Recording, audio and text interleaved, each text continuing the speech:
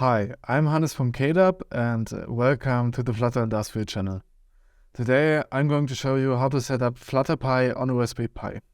FlutterPy is my personal project. I originally started working on it because I wanted to build my own car infotainment system using Flutter.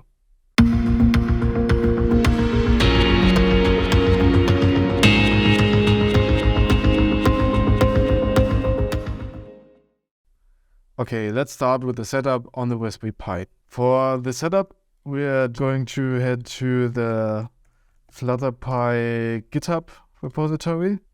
And let's look at the README here. Yeah, here are the instructions for the setup. Okay, first it says we need to install the engine binaries. So I'm just gonna follow this link here. Now I'm going to follow the instructions here on the page. Okay, let's SSH into the Pi. Now I'm going to clone that. Okay, cd in there and run the install script. Okay, now those are installed. We can continue with the next step. It's just some more packages, some more dependencies. I'll just install those.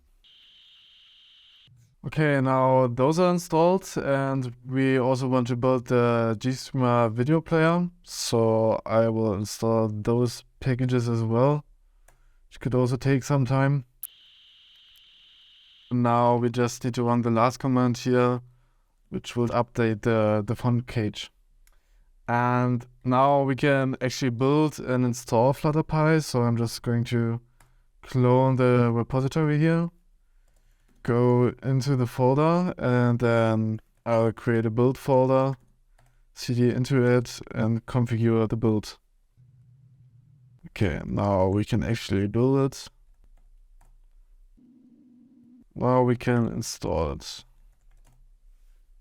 Before we can actually run apps with FlutterPy now, we also need to configure the Raspberry Pi a bit, because not all settings there will work by default.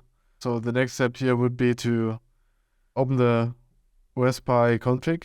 Here it says we should switch to console mode, but I already did that. I just use Raspbian Lite, which will boot into console mode by default, so I don't need to set that. And the third option here tells us to use the YGL driver, but I'm on a Raspberry Pi with Bullseye, so this option is not there. The only option we need to double check is the GPU memory option, but I think that's also already at 64, so yeah, that should work as well.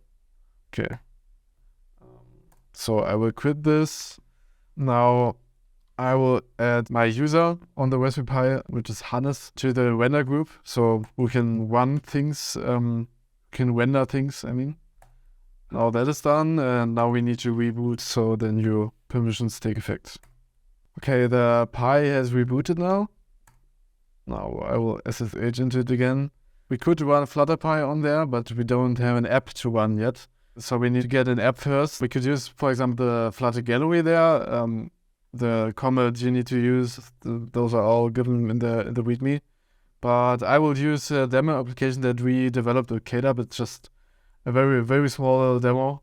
I think the URL is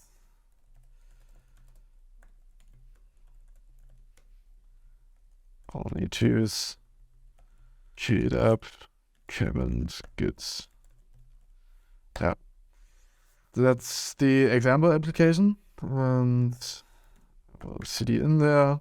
The thing that we're building is the asset bundle. This asset bundle basically contains everything we need to run the app. It contains the assets, the Dart code in a compiled form, but not in machine code form. That will create a folder inside this app, which we can copy over to the Raspberry Pi and use FlutterPy to run it. So to build it, you need to invoke flutter build bundle. Needs to get some dependencies. Now we have the asset bundle. The asset bundle is inside the build folder / flutter assets.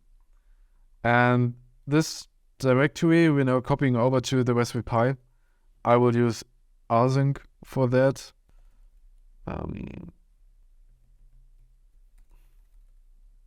And I will copy it into just some random folder. Anything will work, but I copy it into /temp/Kevin demo. Now we have the app on the Raspberry Pi. We can SSH into the Pi. And now we can just call FlutterPy and run it. Yeah, that's a lot of debug output there.